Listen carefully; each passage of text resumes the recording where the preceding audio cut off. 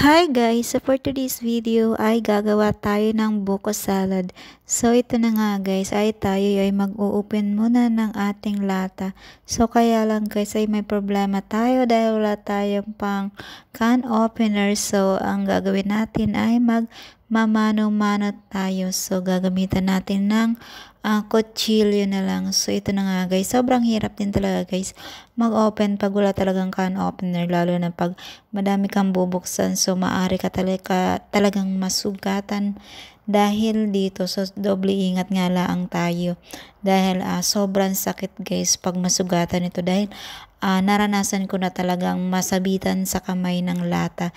So ito na nga at nabuksan na nga natin. So aalisin na muna natin yung sabaw ng fruit cocktail. So, kailangan natin siyang alisin. So, sineparate ko na lang siya, guys. Nilagay ko na lang siya dito sa pichel dahil maaari pa natin tong inumin. So, masarap naman to, guys. So, ilalagay na lang natin siya sa freezer para lalong masarap itong juice. So, ito na at nilagay ko na nga itong buko. Ito pala guys, buko ay inalis na din to yung sabaw. So, yung iba kasi guys ay hinugasan. So, ako ay hindi ko na hinugasan.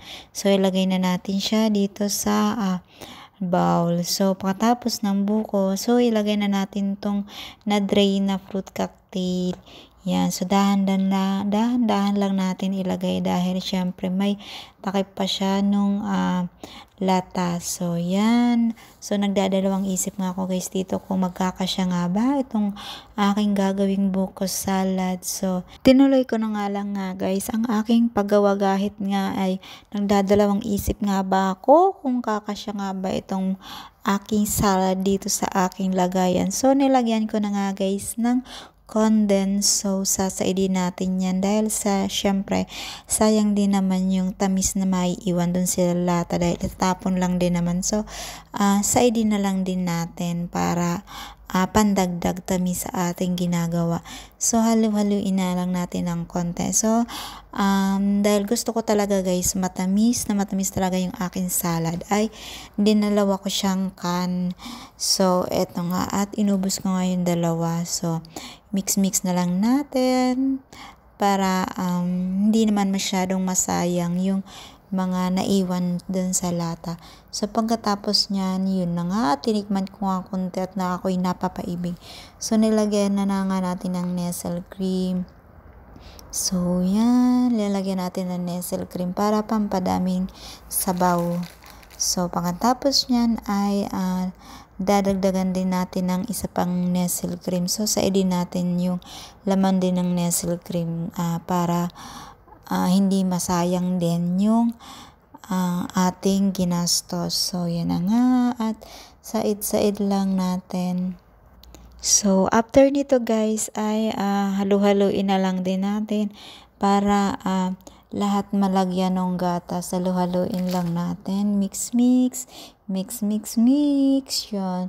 After nyan ay para magsama-sama yung buko na nasa ilalim tsaka yung mga sangkap. So, ilalagyan na din natin ng kaong. So, pampadagdag din to ng kulay. So, masarap din to guys sa salad. Yung iba kasi hindi na din naglalagay ng kaong na pwedeng mga na lang, gulaman. So, yun. Pwede din yun guys ilagay dito. Pero, ang pinakagusto ko din talaga ay kaong. So, yan. Mix na lang natin.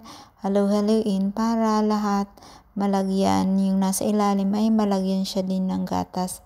So, napakasarap niya talaga guys. Alam niyo naman na guys, ito talaga yung ating pinaka-favorite na salad, yung buko salad. So, hindi na nga ako gumamit ng serving spoon dyan dahil ako talaga takam na. So, kita niyo naman guys, itsura pa lang kahit hindi na pwedeng i-ref, kahit hindi na kailangan i-ref ay pwede na, masarap na din siya. Pero mas masarap pa rin talaga pag nilagay sa ref. So, after nga yan guys, ay ilalagay ko na din tong cheese na aking hiniwa-hiwa. So, masarap din to guys na lalagyan ng cheese. Pwede din na hindi nalagyan ng cheese. So, mas bet ko lang talaga nalagyan siya ng cheese. Kaya yan, ako yung nag-slice na para pampadagdag nito ng lasa. So, yan, yummy. So, napakadali lang guys yung paano gumawa ng buko salad. So, sa totoo lang talaga ay hindi naman talaga ako guys magaling magganito. So, natutunan ko din talaga to sa mga turo ng mga kaibigan ko, sa nanay ko. And bago naman ako gumawa nito ay talaga nahingi talaga ako ng mga tatanong talaga ako kung paano ba talaga yung mga step by step dito. Pero sa tingin ko naman guys ay perfect naman tong aking ginawa. So tingnan nyo naman guys ay hindi na ako nakapaghintay, wala nang serving spoon na nangyari, naganap no. At talaga ako yung napapatikim na sobrang sarap ng sobrang tamis. So check talaga, gaganahan talaga ang inyong mga family, ang inyong asawa sa gagawin mong ito. So yan na nga, at halu-haluin, parang gusto ko na nga dito na nga lang ako kumain. Talaga naman ako takam na takam niya.